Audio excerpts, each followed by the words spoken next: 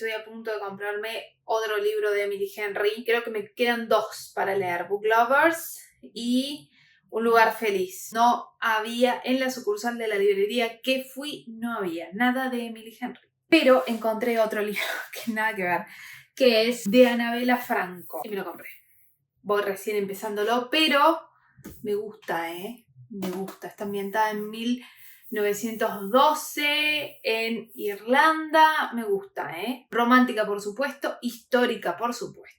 Nada, te quería dar ese update porque fue algo que sucedió en la semana. Que me fui a comprarlo antes del feriado del 1 de mayo. Nada, se terminó el video acá.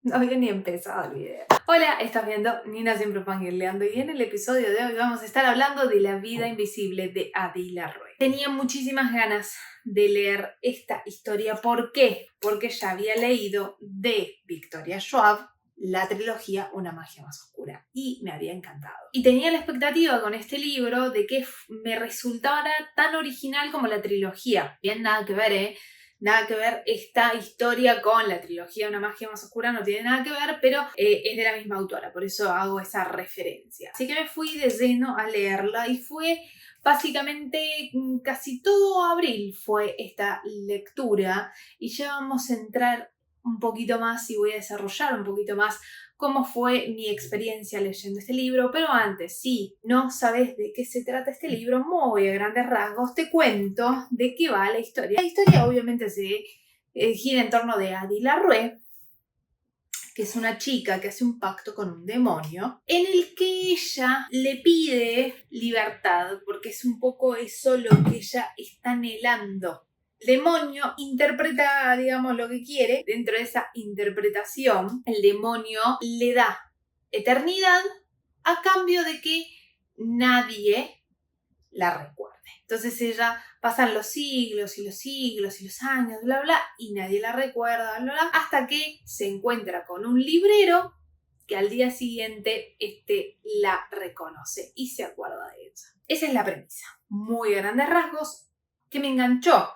Digo, che, qué interesante esta premisa. Había escuchado muy buenas opiniones de este libro, amén de que había mucha gente que se había sentido movilizada por este libro. ¿Qué me pasó a mí en concreto con esta historia? Que es un poco, lo fui desarrollando y lo fui hablando un poquito en el blog que salió el sábado pasado, en el que te contaba un poco en ese video que sentí la historia muy chiclosa, como que pasaba las páginas y no sentía un cambio. Y en esa misma reflexión digo, bueno, que capaz que es un truco, es parte de la historia, que uno se sienta medio estancado, un poco intentando sentir lo que está sintiendo la protagonista con su propia vida, ¿no es cierto? Ella no quería la eternidad, ella quería libertad. Me parece que en ese pedido de quiero libertad, como que no fue tan específica. Siento que le faltaron algunas palabras más a su pedido como para poder enmarcar qué era eso que ella estaba pidiendo. Que la libertad a la cual Adi aspiraba era esa libertad de, bueno, no quiero hacer lo que la sociedad me impone que sea, o por lo menos esa es la interpretación que yo hago de su pedido. Ahora que ya estoy haciendo como el flashback, ¿no? El repaso de lo que fue la experiencia con la lectura, digo, bueno, sí tiene sentido que lo haya sentido chicloso. ¿Por qué? Porque es un poco lo que siento yo que Adi está sintiendo. O sea, viviendo años y años y años y siempre lo mismo y siempre se siente igual y no pasa nunca nada nuevo hasta que se encuentra con el librero, la primera persona en muchos años que se acuerda de ella. O sea, tiene esa cuota de novedoso.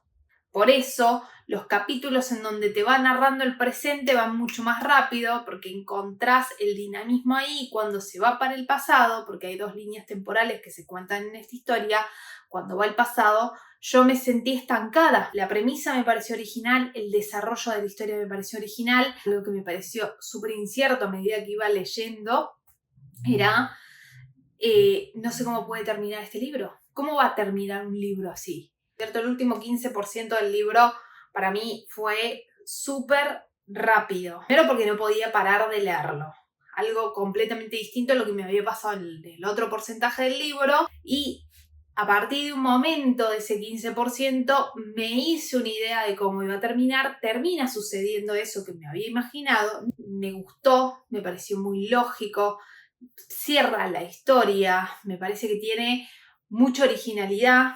Y ¿sabes algo que me pasó con este libro? Ya al final, es que te invita un poco a la reflexión. Reflexión que yo me quedo y que es un poco lo que termina subiéndole la puntuación que tenía esta historia, porque termino poniéndole 4 estrellas en Goodreads. No le puse 5 porque no me enganchó tanto como esperaba que lo hiciera. Lo que me termina pasando con esta historia es que termino reflexionando sobre mi propia vida. Y es un poco esa la invitación que yo interpreté que esta historia nos quiere dar, digamos. Esta invitación a, bueno, ¿qué quieres hacer? ¿Querés seguir estando en esa vida en la que seguís, con esa rutina en la que estás? ¿O querés hacer algo distinto? Porque hacelo, porque se te va la vida. ¿La vida que estás teniendo es la vida que vos querés tener? ¿O estás un poco cansado? ¿O estás un poco aburrido?